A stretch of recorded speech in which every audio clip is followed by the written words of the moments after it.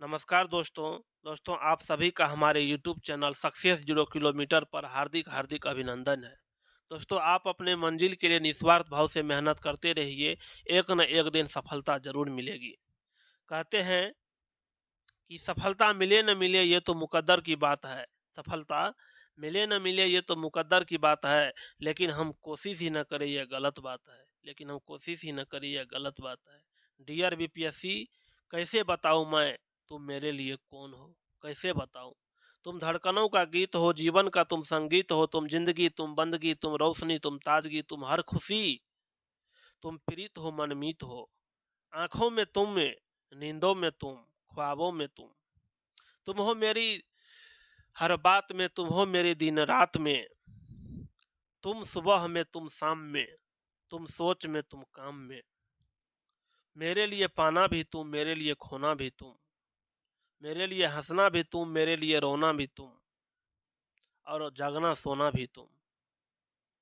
जाऊं कहीं देखूं कहीं, तुम हो वहां, तुम हो वहीं। कैसे बताऊं मैं तुम्हें मेरे लिए तुम कौन हो? कैसे बताऊं? चलिए दोस्तों, क्लास का श्री गणेश करते हैं। आज आपको सेट नंबर 12 का हम डिस्कस करने वाले हैं।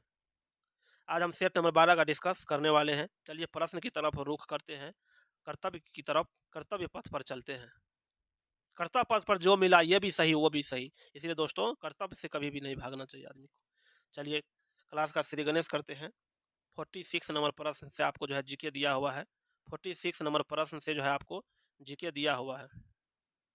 पहला प्रश्न है कि शेर खां जो है आपको चौसा 1539 और बिलग्राम 1540 में हराकर उसे ईरान की ओर भागने का बाध्य किया। किसे जो है ईरान की ओर भागने का बाध्य किया? सही उत्तर हो जाएगा दोस्तों हुमायूं। सही उत्तर हो जाएगा आपको हुमायूं को ईरान की ओर भागने की ओर बाध्य किया। चलिए नेक्स्ट प्रश्न की तरफ बढ़ते हैं। नेक्स्ट प्रश्न थोड़ा ब्लर हो गया है, इसको थोड़ा कंप्रोमाइज कर लीजिएगा दोस्तों।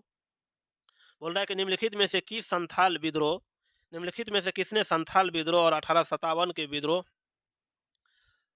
के दौरान अंग्रेजों की सहायता किया था?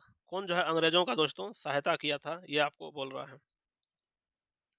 तो सही उत्तर हो जाएगा दोस्तों महाराजा महाराजा मेहताब चंद। महाराजा महाराजा जो है महताब चंद जो है 1857 के विद्रोह के दौरान अंग्रेजों का सहायता किया था। चलिए बढ़ते हैं नेक्स्ट प्रश्न की तरफ। अगला प्रश्न है कि भारत का पहला मुस्लिम आक्रमणकारी कौन था? सही उत्तर हो जाएगा मोहम्मद बिन कासिम। भारत का पहला मुस्लिम आक्रमणकारी कौन कौन था? मोहम्मद बिन कासिम। अगला प्रश्न है निम्नलिखित में से किस मुगल बादशाह ने राजा राम मोहन राय को अपने दूत के रूप में लंदन भेजा? सही उत्तर हो जाएगा अकबर द्वितीय ने। निम्नलिखित में से किस मुगल बादशाह ने राजा राम मोहन राय को अपने दूत के रूप में लंदन भेजा था? अकबर द्वितीय। 19वीं शताब्दी में हिंदू धर्म के पुनर्जागरण का श्रेय निम्न में से किसको जाता है? सही उत्तर हो जाएगा राजा राम मोहन राय को। 19वीं शताब्दी में हिंदू धर्म के पुनर्जागरण का श्रेय निम्न में से किसको जाता है? राजा राम मोहन राय को। अगला प्रश्न है कौन सुमेलित है? भगत सिंह किसका हत्या किया था? सॉन्डर्स का। ये जो है आपका सही है। सही उत्तर हो जाएगा ऑप्शन ए। अगला प्रश्न है कि वर्ष 1870 में भारतीय सुधार संघ के संस्थापक कौन थे? सही उत्तर हो जाएगा आपको केशव चंद्र सेन। वर्ष 1870 में भारतीय सुधार संघ के संस्थापक कौन थे? केशव चंद्र सेन। 1919 में महात्मा गांधी ने प्रस्तावित डैश के खिलाफ एक राष्ट्रव्यापी सत्याग्रह आंदोलन चलाने का फैसला लिया। सही उत्तर हो जाएगा रॉलेट एक्ट के विरुद्ध। 1919 में महात्मा गांधी ने प्रस्तावित डैश के खिलाफ एक राष्ट्रव्यापी सत्याग्रह आंदोलन चलाने का फैसला लिया रॉलेट एक्ट के विरुद्ध। 1931 में निम्नलिखित में से कौन इंडियन नेशनल कांग्रेस के अध्यक्ष थे? सही उत्तर हो जाएगा आपको वल्लभ भाई पटेल। वल्लभ भाई पटेल। 1931 में निम्नलिखित में से कौन इंडियन नेशनल कांग्रेस के अध्यक्ष थे? वल्लभ भाई पटेल। और भारतीय राष्ट्रीय कांग्रेस का स्थापना कब हुआ था? 28 दिसंबर 1885 को। प्रथम अध्यक्ष कौन था दोस्तों? डब्ल्यू.सी. बनर्जी। सचिव कौन था? एओ ह्यूम, एलन एक्टोवियन ह्यूम। चलिए बढ़ते हैं नेक्स्ट प्रश्न की तरफ। इनमें से भारत के किस वायसराय ने निर्वाचित स्थानीय सरकारी निकायों के सृजन का पहल किया था? सही उत्तर हो जाएगा आपको लॉर्ड रिपन ने। इनमें से भारत के किस वायसराय ने निर्वाचित स्थानीय सरकारी निकायों के सृजन की पहल की थी? लॉर्ड रिपन ने। अगला प्रश्न है, सॉरी, नेक्स्ट प्रश्न दिया है दोस्तों। नेक्स्ट प्रश्न है कि दहेज प्रतिषेध अधिनियम कब लागू किया गया? दहेज प्रतिषेध अधिनियम कब लागू किया गया? 1961 में। दहेज प्रतिषेध अधिनियम कब लागू किया गया? 1961 में। चलिए नेक्स्ट प्रश्न है। नेक्स्ट प्रश्न है कि उस बौद्ध ग्रंथ का नाम बताइए जिसमें त्रिभुजों के लिए नियमों का उल्लेख है। सही उत्तर हो जाएगा आपको विनय पिटक। सही उत्तर हो जाएगा आपको विनय पिटक। उस बौद्ध ग्रंथ का नाम बताइए जिसमें त्रिभुजों के लिए नियमों का उल्लेख है। विनय पिटक। इलाहाबाद की संधि किन्होंने निष्पादित की थी? इलाहाबाद की संधि किन्होंने निष्पादित की थी? सही उत्तर होगा option A Robert Clive, Shuja ud Daula, Shah आलम।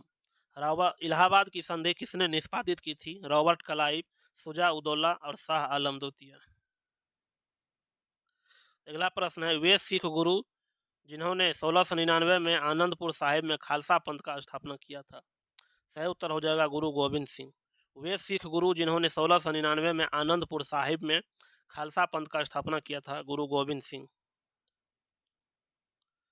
अगला प्रश्न है कि निम्नलिखित में से कौन से पल्लव राजा ने चालुक्य सम्राट राजा पुलकेशिन द्वितीय को पराजित करके और उनका वध करके वातापी कोंड का खिताब हासिल किया? सही उत्तर हो जाएगा नरसिंह वर्मन प्रथम।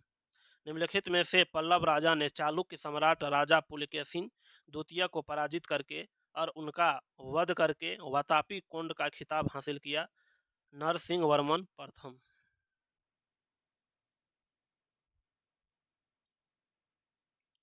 अगला प्रश्न है कि गंगा नदी के दो प्रमुख स्रोत क्या है? सही उत्तर हो जाएगा भागीरथी और अलकनंदा। गंगा नदी के दो प्रमुख स्रोत क्या है? भागीरथी और अलकनंदा। अगला प्रश्न दिया है दोस्तों आपको कि कामेत, नामचा बारवा, गुरला मंधाता किसके में से किसके नाम है? सही उत्तर हो जाएगा हिमालय की पर्वतीय चोटियों का। कामेत, नामचा बरवा, गुरला मंधाता इनमें से किसका नाम है? हिमालय की पर्वत चोटियों का। भूचाल का अपकेंद्र क्या होता है? सही उत्तर हो जाएगा पृथ्वी की सतह पर वह बिंदु जो भूकंप उद्गम केंद्र पर ऊर्ध्वाधर होता है। भूचाल का अपकेंद्र क्या होता है? पृथ्वी की सतह पर वह बिंदु जो भूकंप उद्गम केंद्र पर ऊर्ध्वाधर होता है। अगला प्रश्न है, निम्नलिखित स्थल रूप एवं अपर्दन कारकों का शुद्धतम रूप क्या है? सही उत्तर हो जाएगा जीवगेन पवन। जीवगेन पवन। चलिए दोस्तों नेक्स्ट प्रश्न की तरफ बढ़ते हैं। नेक्स्ट प्रश्न बोल रहा है आपसे, पृथ्वी का सर्वाधिक आयतन और द्रव्यमान पाया जाता है? सही उत्तर हो जाएगा मेंटल में। पृथ्वी का सर्वाधिक आयतन और द्रव्यमान पाया जाता है मेंटल में। अगला प्रश्न है कि नदियां जो विंध्याचल श्रेणियों के दक्षिण में बहती है तथा अरब सागर में गिरती है वे है? सही उत्तर हो जाएगा नर्मदा और ताप्ती। नदियां जो विंध्याचल श्रेणी के दक्षिण में बहती है तथा अरब सागर में गिरती है वे है नर्मदा और ताप्ती। निम्नलिखित में से कौन सा एक सुमेलित नहीं है? सही उत्तर हो जाएगा पोटावार कुमाऊं हिमाचल से सुमेलित नहीं है। पीर पंजाल लघु हिमालय का भाग है, ये सुमेलित है। केटू काराकोरम का भाग है, ये सुमेलित है। निम्नलिखित में कौन सुमेलित नहीं है? पोटावर कुमाऊं हिमालय से हिमाचल से संबंधित नहीं है। पीर पंजाल लघु हिमालय से संबंधित है। केटू जो है काराकोरम से संबंधित है। चलिए दोस्तों अगला प्रश्न है कि निम्नलिखित प्रकार के मेघों में से कौन से आकाश में उच्चतम स्तर में दिखाई पड़ते हैं? सही उत्तर हो जाएगा आपको पक्षाप कपासी। निम्नलिखित प्रकार के मेघों में से कौन से आकाश में उच्चतम स्तर में दिखाई पड़ते हैं? पक्षाप कपासी। अगला प्रश्न है कि भारतीय वरीयता के संबंध में विचार कीजिए। भारत में वरीयता के संबंध में विचार कीजिए। सही उत्तर हो जाएगा दोस्तों ऑप्शन सी सभी सत्य है। वरीयता क्रम में प्रधानमंत्री, भूतपूर्व राष्ट्रपति, उप प्रधानमंत्री। वरीयता क्रम में 10 शामिल है। राज्यसभा के उपसभापति, राज्यों के उप मुख्यमंत्री, लोकसभा अध्यक्ष, नीति आयोग के सदस्य। इस प्रकार से इसका आंसर दोस्तों दोनों हो जाएगा, सभी सत्य है। अगला प्रश्न है कि राष्ट्रीय आपात स्थिति की घोषणा जारी नहीं करती यदि संसद डैश की अवधि के भीतर उसे अनुमोदन प्रदान न करे। सही उत्तर हो जाएगा दोस्तों 1 मास। राष्ट्रीय आपात स्थिति की घोषणा जारी नहीं रहती यदि संसद डैश की अवधि के भीतर उसे अनुमोदन प्रदान न कर दे, 1 मास के भीतर। निम्नलिखित में से कौन सा एक कार्यपालिका का अंग है? सही उत्तर हो जाएगा उप निरीक्षक पुलिस। निम्नलिखित में से कौन सा एक कार्यपालिका का अंग है? उप निरीक्षक पुलिस। अगला प्रश्न है कि डैश संसद को राज्य सूची के विषय पर कानून बनाने का अधिकार दे सकती है। सही जो है राज्यसभा। डैश संसद को राज्य सूची के विषय पर कानून बनाने का अधिकार दे सकती है राज्यसभा। अल्पसंख्यकों के लिए राष्ट्रीय आयोग किस वर्ष बनाया गया? सही उत्तर हो जाएगा 1993 में। अल्पसंख्यकों के लिए राष्ट्रीय आयोग किस वर्ष बनाया गया? 1993 में।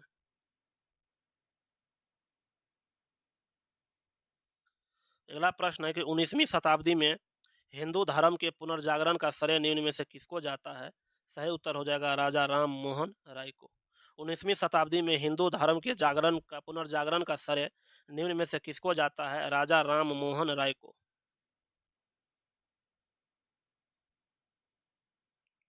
अगला प्रश्न है कि निम्नलिखित कथनों में कौन सा सही है? सही उत्तर हो जाएगा ऑप्शन ए।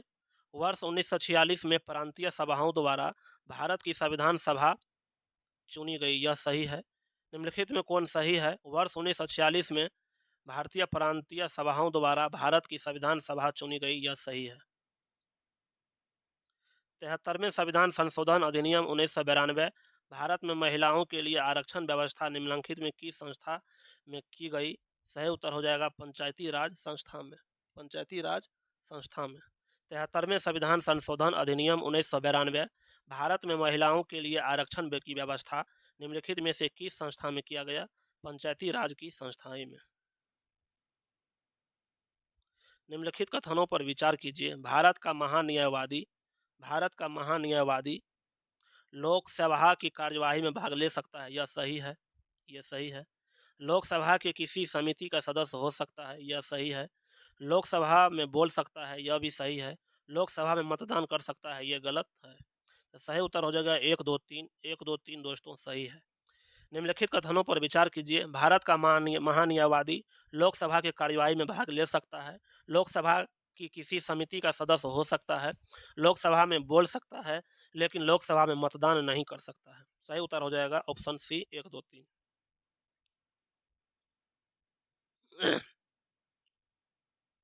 अगला प्रश्न है कि भारतीय संविधान में लोकायुक्त का क्या अर्थ होता है? सही उत्तर हो जाएगा ऑप्शन बी। लोक सेवकों या किसी भी जनता के खिलाफ किसी व्यक्ति की भ्रष्टाचार संबंधी शिकायत की जांच करने के लिए राज्य स्तर पर संचालित निकाय। भारतीय संविधान में लोकायुक्त का क्या अर्थ है?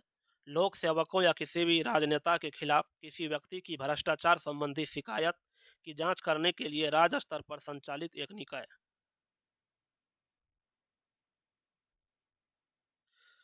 भारत एक धर्मनिरपेक्ष देश है, इसका क्या तात्पर्य है? सही उत्तर हो जाएगा उसका कोई राज्य स्तर पर धर्म नहीं है। भारत एक धर्मनिरपेक्ष राज्य है, इसका तात्पर्य है उसका कोई राज्य स्तर पर धर्म नहीं है। भारतीय संविधान की 11वीं अनुसूची में पंचायतों के लिए कितने विषय निर्धारित किए गए हैं? सही उत्तर हो जाएगा ऑप्शन सी 29 विषय। भारतीय संविधान की 11वीं अनुसूची में पंचायतों के लिए कुल कितने विषय निर्धारित किए गए हैं? 29 विषय। अगला प्रश्न है, अगला प्रश्न दिया है दोस्तों आपको। भारतीय मुद्रा बाजार के अंतर्गत निम्नलिखित नहीं है। सही उत्तर हो जाएगा भारतीय औद्योगिक विकास बैंक। भारतीय मुद्रा बाजार के अंतर्गत निम्नलिखित नहीं है भारतीय औद्योगिक विकास बैंक। केंद्रीयकृत योजनाबद्ध अर्थव्यवस्था के अंतर्गत डैश उस अर्थव्यवस्था के सभी महत्वपूर्ण क्रियाकलापों की योजना बनाती है। सही उत्तर हो जाएगा सरकार। केंद्रीयकृत योजनाबद्ध अर्थव्यवस्था के अंतर्गत डैश उस अर्थव्यवस्था के सभी महत्वपूर्ण क्रियाकलापों की योजना बनाती है सरकार। जैव उर्वरक कौन सा है? सही उत्तर हो जाएगा एजोस्पाइरिलिस। एजोस्पाइरिलम जैव उर्वरक क्या है? एजोस्पाइरिलम। भारतीय अर्थव्यवस्था में प्रवेश के व्याख्या संरचनात्मक बाधाओं के आधार पर किसने इसे लाइसेंस कोटा परमिट राज कहा? सही उत्तर हो जाएगा सी राजगोपालाचारी। भारतीय अर्थव्यवस्था में प्रवेश की व्याख्या संरचनात्मक बाधाओं के आधार पर किसने इसे लाइसेंस कोटा परमिट राज कहा? सी राजगोपालाचारी। भारतीय अर्थव्यवस्था में रिजर्व मुद्रा बढ़ेगी। सही उत्तर हो जाएगा ऑप्शन सी, रिजर्व बैंक के पास शुद्ध विदेशी मुद्रा भंडार बढ़ जाए। भारतीय अर्थव्यवस्था में रिजर्व मुद्रा बढ़ेगी यदि रिजर्व बैंक के पास शुद्ध विदेशी मुद्रा का भंडार बढ़ जाए। भारत में प्रभावी साक्षर दरें किससे परिगणित की जाती है? सही उत्तर हो जाएगा आपको 7 वर्ष की आयु से ऊपर की जनसंख्या। भारत में प्रभावी साक्षरता दरें किससे परिगणित की जाती है? 7 वर्ष की आयु से ऊपर की जनसंख्या। 1929 की महामंदी इनमें से किस क्षेत्र में हुई थी? सही उत्तर हो जाएगा आपको उत्तरी अमेरिका। 1929 की महामंदी इनमें से किस क्षेत्र में शुरू हुई थी? उत्तरी अमेरिका से। निम्नलिखित में से कौन सा भारतीय संचित निधि पर भारतीय व्यय नहीं है? सही उत्तर हो जाएगा पंचवर्षीय योजनाओं पर व्यय। निम्नलिखित में से कौन सा भारतीय संचित निधि पर भारित व्यय नहीं है? सही उत्तर हो जाएगा पंचवर्षीय योजनाओं पर व्यय। अगला प्रश्न है कि यदि मांग की आय लोच अधिक हो। सही उत्तर हो जाएगा इसका आंसर ए नंबर, कर की दरों को बढ़ा देना चाहिए। यदि मांग की आय लोच अधिक हो तो कर की दरों को बढ़ा देनी चाहिए। चलिए दोस्तों बढ़ते हैं नेक्स्ट प्रश्न की तरफ।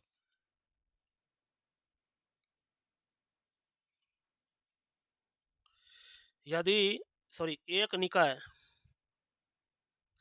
निकाय विरामावस्था में कहलाएगा यदि कब विरामावस्था में कहलाएगा? ऑप्शन नंबर ए सही हो जाएगा, समय के साथ अपनी स्थिति में परिवर्तन नहीं करता है। एक निकाय विरामावस्था में कहलाएगा यदि यह समय के साथ अपनी स्थिति में परिवर्तन नहीं करता है। मिलान करना है, सूची 1 को सूची 2 से सुमेलित कीजिए। निम्न भूकक्ष कौन सी से सुमेलित है दोस्तों? ऑप्शन 4 हो जाएगा 6000 से 4000 किलोमीटर।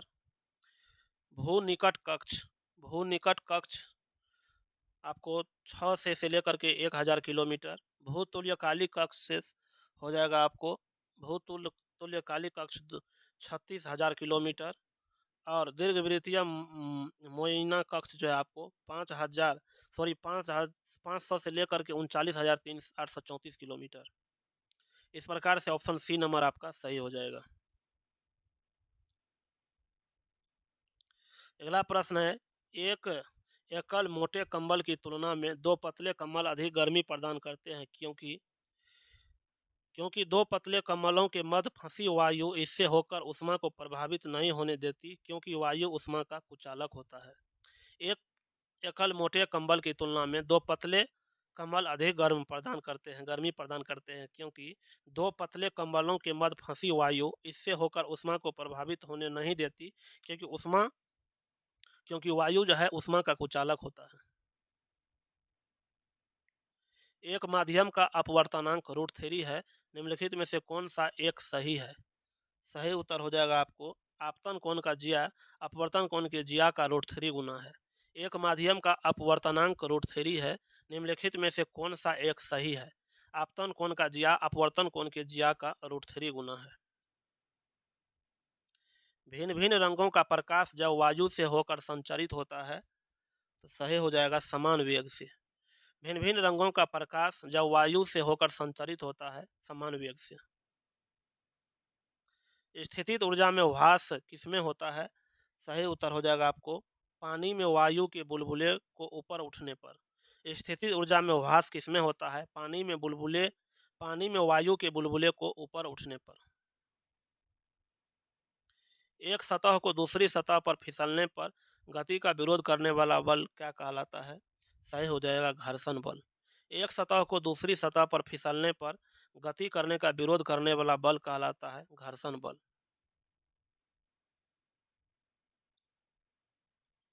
नेक्स्ट प्रश्न है, परमाणुओं के किस समूह की परमाणु त्रिज्या समान है? सही उत्तर हो जाएगा FeCO का।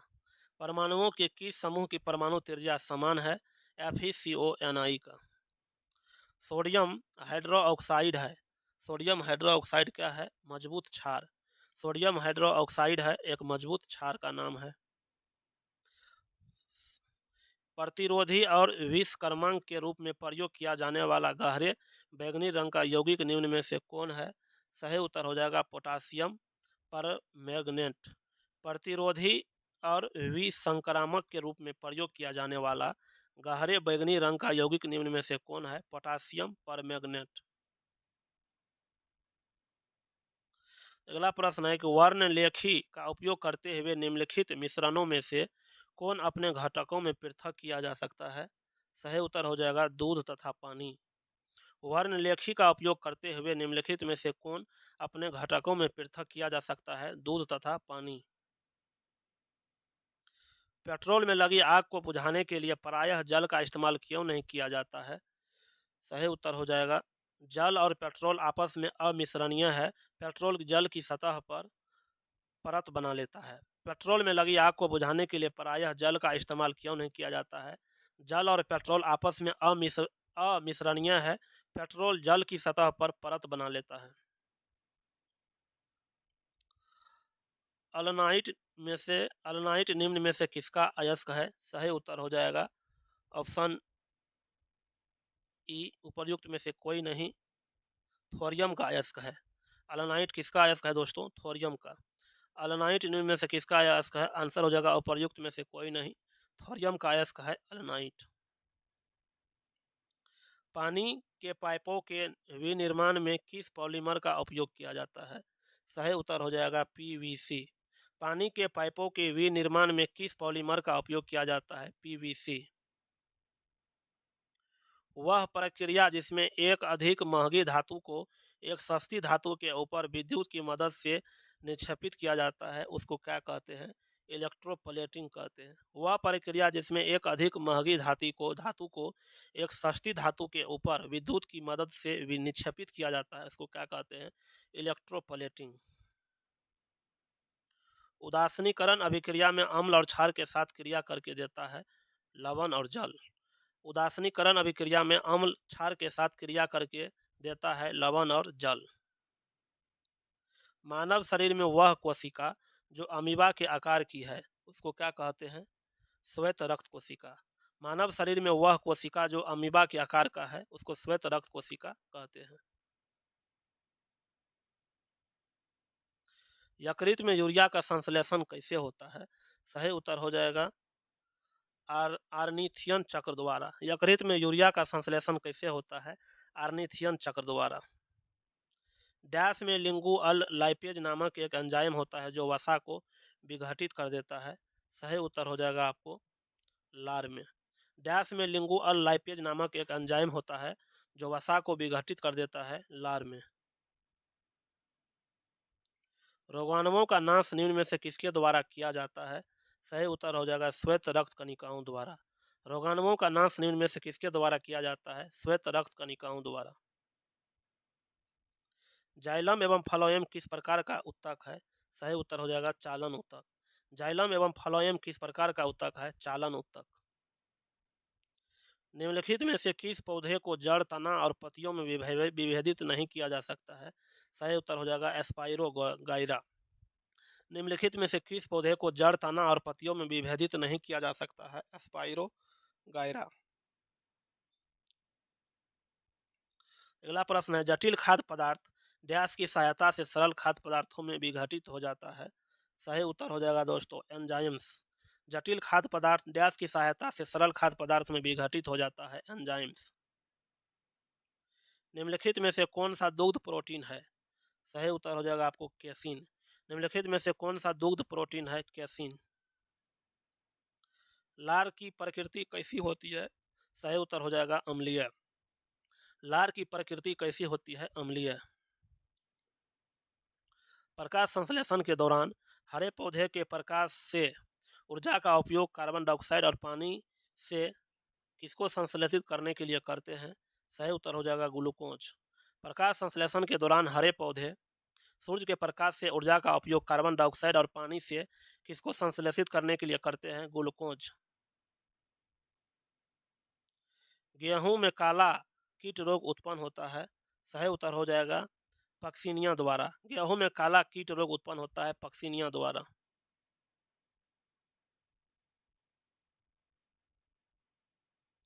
भारतीय उपमहाद्वीप सामान्यतः इनमें से किस प्रकार के जलवायु के लिए प्रसिद्ध है? सही उत्तर हो जाएगा आपको उष्णकटिबंधीय मानसून। भारतीय उपमहाद्वीप सामान्यतः इनमें से किस प्रकार के जलवायु के लिए प्रसिद्ध है? उष्णकटिबंधीय मानसून के लिए। स्वतंत्र जीवन यापन करने वाला सूक्ष्म जीव कौन है? सही उत्तर हो जाएगा माइक्रोप्लाज्मा। स्वतंत्र जीवन यापन करने वाला सूक्ष्म जीव है माइक्रोप्लाज्मा। वैज्ञानिक प्रक्रिया जिनके द्वारा फसल पौधे को कुछ वांछित पोषक तत्वों से समृद्ध किया जाता है कहलाता है बायो फर्टिलाइफिकेशन। वैज्ञानिक प्रक्रिया जिसके द्वारा फसल पौधों को कुछ वांछित पोषक तत्वों से समृद्ध किया जाता है कहलाता है बायो फोर्टिफिकेशन। इनमें से कौन सा शैवाल समुद्री पानी में बहुत गहराई में मिल सकता है? सही उत्तर हो जाएगा भूरी शैवाल। इनमें से कौन सा शैवाल समुद्री पानी में बहुत गहराई में मिल सकता है? भूरी शैवाल। निम्नलिखित में से कौन सा कथन पाश्चुरीकरण के बारे में सही नहीं है? सही उत्तर हो जाएगा यह निर्जलीकरण का एक प्रक्रिया है। निम्नलिखित में से कौन सा कथन पाश्चुरीकरण के बारे में सही नहीं है? यह निर्जलीकरण की एक प्रक्रिया है, यह सही नहीं है। लुईस पास्चर ने इस विधि का खोज किया था, यह सही है। यह तरल खाद्य पदार्थों के संरक्षण का एक विधि है, यह भी सही है। एक गर्भवती स्त्री ने एक ऐसे बच्चे को जन्म दिया जो अल्प विकसित, मानसिक रूप से मंद, निम्न बौद्धिक मापदंड एवं असामान्य त्वचा से ग्रस्त है। ऐसा किसके कारण हुआ? सही उत्तर हो जाएगा आहार में आयोडीन की कमी के कारण।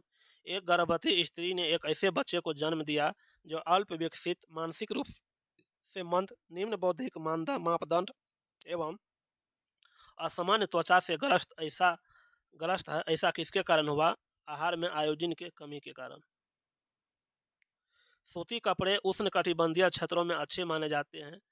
इन इनके रेशे इनके रेशे बीज तंतु हैं। सूती कपड़े उष्णकटिबंधीय प्रदेशों में अच्छे माने जाते हैं। इनके रेशे बीज तंतु हैं। निम्नलिखित में से कौन सा दिवस 24 सितंबर 2023 को मनाया गया? सही उत्तर हो जाएगा विश्व नदी दिवस। निम्नलिखित में से कौन सा दिवस 24 सितंबर 2023 को मनाया गया? विश्व नदी दिवस। हाल ही की फरवरी 2024 में फिट इंडिया मूवमेंट के लिए ब्रांड एम्बेसडर किसे नियुक्त किया गया? सही उत्तर हो जाएगा नरेंद्र कुमार यादव को। हाल ही फरवरी 2024 में फिट इंडिया मूवमेंट के लिए ब्रांड एम्बेसडर किसे नियुक्त किया गया है? नरेंद्र कुमार यादव को। नेक्स्ट प्रश्न है दोस्तों, हाल ही दिसंबर 2023 में 33वें व्यास सम्मान से किसे सम्मानित किया गया? सही उत्तर हो जाएगा पुष्पा भारती को। हाल ही में दिसंबर 2023 में 33वें व्यास सम्मान से किसे सम्मानित किया गया है? पुष्पा भारती को। हाल ही में किस भारतीय हस्ती को संयुक्त अरब अमीरात यूएई का गोल्डन वीजा प्रदान किया गया है? सही उत्तर हो जाएगा दोस्तों आनंद कुमार को। हाल ही में किस भारतीय हस्ती को संयुक्त अरब अमीरात यूएई का गोल्डन वीजा प्रदान किया गया है? आनंद कुमार को। हाल ही में फरवरी 2024 में भारत के नए स्वास्थ्य सचिव कौन नियुक्त किए गए हैं? सही उत्तर हो जाएगा अपूर्व चंद्रा। हाल ही फरवरी 2024 में भारत के नए स्वास्थ्य सचिव कौन नियुक्त किए गए हैं? अपूर्व चंद्रा। आईएसएफ विश्व कप 2024 में पुरुषों की 10 मीटर एयर राइफल शूटिंग स्पर्धा किसने जीता है? सही उत्तर हो जाएगा आपको दिव्यांश सिंह पवार। आईएसएसएफ विश्व कप 2024 में पुरुषों की 10 मीटर एयर राइफल शूटिंग स्पर्धा किसने जीता है? दिव्यांश कुमार पवार। अगला प्रश्न है, किस बैंक ने भारत का पहला स्टिकर आधारित डेबिट कार्ड लॉन्च किया है? सही उत्तर हो जाएगा आपको आईडीएफसी फर्स्ट बैंक। किस बैंक ने भारत का पहला स्टिकर आधारित डेबिट कार्ड लॉन्च किया है? IDFC first bank. TomTom traffic index ranking 2023 के अनुसार दुनिया का सबसे ज्यादा ट्रैफिक वाला शहर कौन बन गया है? सही उत्तर हो जाएगा लंदन। टॉमकॉम ट्रैफिक इंडेक्स रैंकिंग 2023 के अनुसार दुनिया का सबसे ज्यादा ट्रैफिक वाला शहर कौन बन गया है? लंदन। हाइड्रोजन संचालित ट्रेन शुरू करने वाला एशिया का पहला देश कौन बन गया है? सही उत्तर हो जाएगा चीन। हाइड्रोजन संचालित ट्रेन शुरू करने वाला एशिया का पहला देश कौन बन गया है? चीन। हाल ही में बीसीसीआई का पौली उमर गर 2024 पुरस्कार किसने जीता? सही उत्तर हो जाएगा आपको शुभमन गिल। हाल ही में बीसीसीआई का पौली उमर गर 2024 पुरस्कार किसने जीता है? शुभमन गिल ने। हाल ही में भारत के किस पूर्व प्रधानमंत्री को भारत रत्न 2024 से सम्मानित किया गया है? नरसिंहा राव, कर्पूरी ठाकुर, चौधरी चरण सिंह, इनमें से सभी। सही उत्तर हो जाएगा दोस्तों इनमें से सभी। हाल ही में भारत के किस पूर्व प्रधानमंत्री को भारत रत्न 2024 से सम्मानित किया गया है? टोटल इस बार जो है दोस्तों 5 लोगों को भारत रत्न दिया गया है, जिसमें से नरसिंहा राव है, कर्पूरी ठाकुर है, चौधरी चरण सिंह है, एस स्वामीनाथन है और एक आदमी का नाम दोस्तों भूल रहे हैं। हाल ही में wild life photographer of the year 2023 का अवार्ड किसने जीता है? सही उत्तर हो जाएगा दोस्तों नीमा सरीखानी। हाल ही में wild life photographer of the year 2023 का अवार्ड किसने जीता? नीमा सरीखानी। इस प्रकार से यह वीडियो दोस्तों जीके का डिस्कशन खत्म होता है। आपको यह वीडियो कैसा लगा? आप अपना फीडबैक जरूर दीजिएगा। मिलते हैं नेक्स्ट वीडियो में, तब तक के लिए जय हिंद।